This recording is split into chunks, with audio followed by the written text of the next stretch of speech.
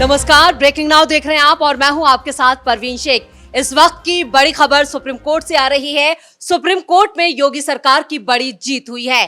QR code मामले को लेकर जो याचिकाकर्ता ने याचिका दाखिल की थी, उनको बड़ा झटका लगा है। क्या है पूरी खबर, इस पर ज्यादा अपडेट के लिए मेरे साथ जुड़ रहे हैं कैपिटल टीवी के editor in chief doctor Manish Kumar. Supreme court से क्या खबर आ रही है और योगी सरकार के लिए कितनी बड़ी राहत? देखिए, मामला बहुत ही सिंपल है कि कांवर यात्री वो शुद्ध शाकाहारी भोजन जिसके अंदर न प्याज लहसुन न कोई नॉनवेज आइटम हो, इसके लिए योगी सरकार और धामी सरकार ने क्यूआर कोड को लेकर के एक आदेश दिया था कि अपना क्यूआर कोड बाहर आप लगाओ, दिखाओ, ताकि लोग जो है वो क्यूआर कोड से मालूम चल जाए भाई क्या नाम है, किस धर्म के व्यक्ति हो। और ये जो फर्जी नाम से जो चल रहा था ढाबा कि मालूम चलता है वैष्णव ढाबा और अंदर जो है कोई हरकत अली जो है उसका मालिक, तो ये इस तरह के आदेश के ऊपर पिछली बार भी ये बड़ा विवाद हुआ था नेम प्लेट वाला जी। तो पिछली बार तो इंतरिम आदेश दे दिया गया था और वो जो कार्रवाई सरकार की तरफ से की जा रही थी उसकी मनाही कर दी। लेकिन आज बड़ा झटका लगा है। आज सुनवाई हुई, सुनवाई मुश्किल से 2 मिनट में सब कुछ सेटल कर दिया गया कि चलो हटो।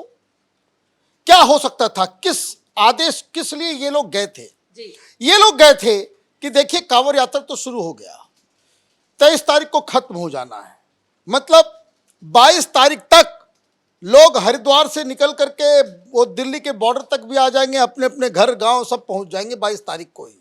23 तारीख को जो है वो फाइनल जो है वो जल चढ़ाने का काम होता है, जलाभिषेक होता है।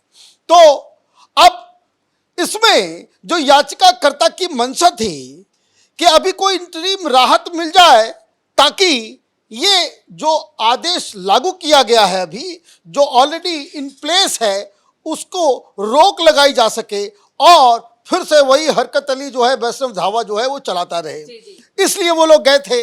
लेकिन जैसे ही सुनवाई की शुरुआत हुई तो जो उत्तराखंड सरकार और उत्तर प्रदेश सरकार के जो वकील थे जितेंद्र कुमार सेठी, उन्होंने कहा कि हुजूर मामला बड़ा संगीन है, हमें 2 हफ्ते का वक्त दीजिए। बस हड़बड़ा गए ये लोग। ये वही पुराने लोग हैं, ये आकार पटेल है ना, मारा हुआ, ये सब तो विदेशी फंड के ऊपर अपनी जिसको एनजीओ का दुकान चलाने वाले लोग, ये ऊपर वो अपूर्वानंद झा, ये दिल्ली के प्रोफेसर हैं, हार्डकोर वामपंथी और नक्सलाइट्स लोगों के साथ इनके रिश्ते ये बताए जाते हैं। जिसने वो उमर खालिद वो आतंकी को अपना बेटा बता करके आर्टिकल लिख डाला था, ये लोग गए हुए थे। तो इनके वकील ने कहा कि नहीं हुजूर ये तो बहुत अनर्थ हो जाएगा क्योंकि तो टाइम बाउंड है, अभी तो उसको रुकवाइए। जज साहब ने कहा कि नहीं इतना हड़बड़ी मत करो, 1 सप्ताह का टाइम देते, मतलब 22 तारीख को अब सुनवाई होगी जी। 22 तारीख को तो सब कुछ खत्म हो जाएगा। जब तक सुनवाई होगी तब तक तो लोग अपने अपने घर पहुंच जाएंगे। 23 तारीख को फाइनल जब लोग अपने घर के पास के मंदिरों में शिवालयों में जलाभिषेक करेंगे। मतलब ये जो सुप्रीम कोर्ट में जो देरी हुई है, जो सुप्रीम कोर्ट से कोई इंटरिम आदेश नहीं मिला, यही अपने आप में जीत है। बिल्कुल, क्योंकि ये तो आपको सरकार को, उत्तराखंड सरकार और योगी सरकार को बकायदा एक राहत मिल गई कि भाई ये जो क्यूआर कोड लगाने के लिए कहा गया है दुकानों के बाहर, वो सारे लोग अपना क्यूआर कोड जो है वो लगाएंगे। अब क्या लेकर के गए थे ये लोग? हालांकि इन्होंने कहा कि हुजूर, बोले कि नहीं बस हो गया, अब ज़्यादा टाइम नहीं है। जज साहब ने बिल्कुल कह दिया कि नहीं अब 1 सप्ताह के बाद ही सुनेंगे। लेकिन याचिकाकर्ताओं की हद तो ये हो गई थी कि इन्होंने कहा कि सीधे सीधे सुप्रीम कोर्ट का जो आदेश है उसका उल्लंघन किया जा रहा है। देखिए क्या उल्लंघन था और क्या पिटीशन था वो मैं आपको डिटेल में बताता हूं, उसको समझना भी जरूरी है। इन्होंने आर्ग्यू क्या किया? It argue the directions are contrary to the interim order passed by Supreme Court last year which held that sellers cannot be forced to disclose their identity। ये पिछले बार का है कि भाई पिछले बार क्या विवाद था? नेम प्लेट का। पिछले बार क्यूआर कोड का विवाद नहीं था।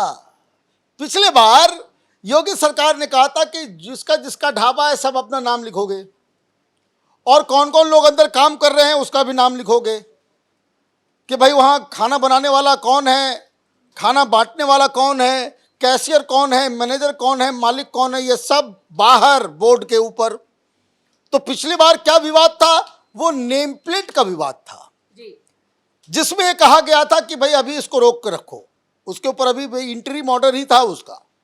ठीक, इस बार नेम प्लेट लगाने के लिए नहीं कहा जा रहा, लेकिन ये कह रहे हैं कि नहीं देखिए इस बार इन लोगों ने कुछ बदलाव कर दिया, ये कह दिया भाई कि क्यूआर कोड बाहर दुकान के ऊपर बड़े पोस्टर में नजर आना चाहिए ताकि कोई भी आदमी अपना फोन लगाए देखे और उसका आइडेंटिटी जो है मालूम चल जाए। तो ये कह रहे हैं कि भाई ये तो बात बराबर ही हो गया, पिछली बार नाम के लिए कहा गया था, इस बार क्यूआर कोड लगाने के लिए कहा जा रहा है। आप देखिए इनकी मानसिकता, ये चाहते हैं कि आइडेंटिटी को छुपा के, नाम को बदल के, रहमत अली जो है देवी दुर्गा है ना ढाबा खोल के रखे। ये करने की आवश्यकता क्यों है? आप ये मॉरल डिग्रेडेशन समाज में नॉर्मलाइज करने की कोशिश कर रहे हो कि हर व्यक्ति जो है अपना नाम बदल करके फर्जीवाड़ा को ये आगे बढ़ाने के लिए इस तरह के कुतर्क दे रहे हैं। The new measures mandate the display of QR codes on all eateries along the Kavar route, which reveal the names and identities of the owner. क्या दिक्कत है भाई? भाई जिसकी दुकान है उसको उसका आइडेंटिटी बताने में क्या मुश्किल है आपको? Thereby achieving the same discriminatory profiling that was previously stated by the honorable court. जो मैंने कहा कि भाई ये तो बदल गया खेल, लेकिन क्यूआर कोड और बकायदा नेम प्लेट, उसमें फर्क क्या है जिसे समझने की आवश्यकता है। भाई एनी हाउ जब आप क्यूआर कोड से जब आप पेमेंट करेंगे तो नाम तो आएगा ही। तो आप क्या कहना चाह रहे हो कि देश भर में जहां जहां क्यूआर कोड से लोग पेमेंट कर रहे हैं उसकी प्राइवेसी भंग हो रही है, सुप्रीम कोर्ट के आदेश का उल्लंघन हो रहा है।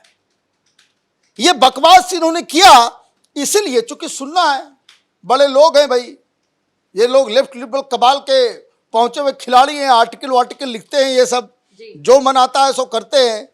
तो आप जो है उल्टी गंगा बहाने की कोशिश कर रहे थे। सुप्रीम कोर्ट ने कहा कि चलो भाई, जज साहब को भी मालूम होगा कि 23-22 तारीख तो सब कुछ खत्म हो जाएगा, तो 22 तारीख को सुनवाई होगी और 22 तारीख को आकर के वकील साहब कह देंगे कि देखिए हमने कुछ दिया है, अब इसको तो पढ़ना भी पड़ेगा ना, जवाब देंगे, उसे कहे कि भाई एडिशनल कुछ और जवाब देना है सर। लेकिन कमाल की बात यह कि इस बार मुस्लिम संगठनों की तरफ से कोई पैरवी नहीं की गई या उनकी तरफ से कोई याचिका नहीं थी, ये सिर्फ अपूर्वानंद झा और आकार पटेल ने ही याचिका दाखिल की। ये कोई मुसलमान से कम थोड़ी है, ये कोई मुसलमान नाम हिंदू रख लेने से क्या होता है? आपका जो आपकी पूरी राजनीति उसी पे चलती है। अपूर्वानंद वही है जो सीए में वो मुसलमानों को बरगला रहा था। ये आकार पटेल कौन है? ये वही गैंग है जो सीए के दौरान ये मुसलमानों को भड़का रहे थे कि तुम्हारा जो है नागरिकता छिन्न भिन्न कर दी जाएगी, तुमको कागज दिखाना पड़ेगा, तुमको जो है योगी और अमित शाह किसी कंसंट्रेशन कैंप में डालने की कोशिश कर रहे हैं। ये सीए के दौरान मुसलमानों को ये बताया जा रहा है कि तुम्हारा जो है नसबंदी कर दिया जाएगा। ये तो वही गैंग है, ये बिल्कुल वही गैंग है भाई। आप देखिए ये सब कांग्रेसी चट्टे बट्टे हैं, इधर से कान पकड़ो उधर से कान पकड़ो, मामला पॉलिटिकल ना हो जाए इसलिए चले आते हैं सामने। भाई आप देखिए वक्त के ऊपर कौन लोग गया। अभी ये जो बांग्लादेशियों को बाहर भगाना है तो कोई मुसलमान थोड़े, मुसलमान भी जाते हैं, लेकिन सबसे पहले कौन गया?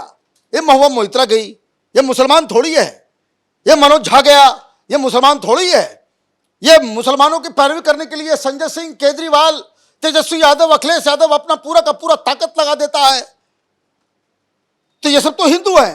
एक राहुल गांधी की पार्टी भी जाती है, तो खैर ये तो हिंदू नहीं है, तो अलग कहानी है।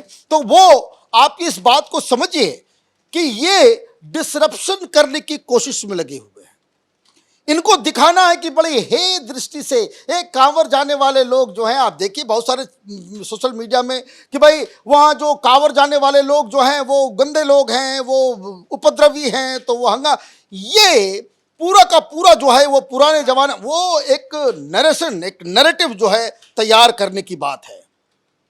जो हज जाएंगे वो बड़े पवित्र, और जो कांवड़ जा रहे हैं वो जो है अधम नीच किस्म के लोग हैं। ये मानसिकता ये लोग जो है ये आगे बढ़ाने की कोशिश करते हैं। और इसीलिए आपने जो सवाल किया भाई, ये मुस्लिम संगठन ने कहा, ये मुसलमान से कम थोड़ी हैं, ये मुस्लिम संगठनों के ही दाना पानी से इनका रोजगार चल रहा है। तो ये इस तरीके से आप जो है वो कह रहे हो।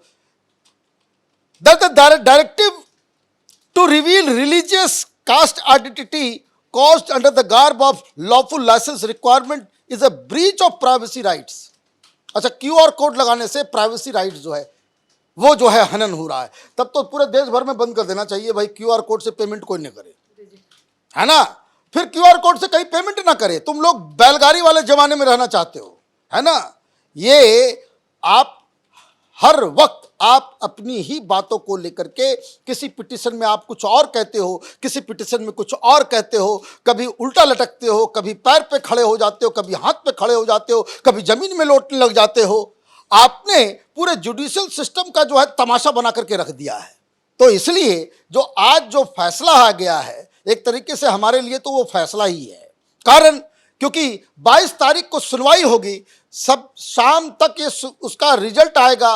रिजल्ट आने के बाद डीएम को दिया जाएगा, जो भी हो, जो भी फैसला हो, तब तक तो काम हो गया, तब तक तो मामला निपट गया।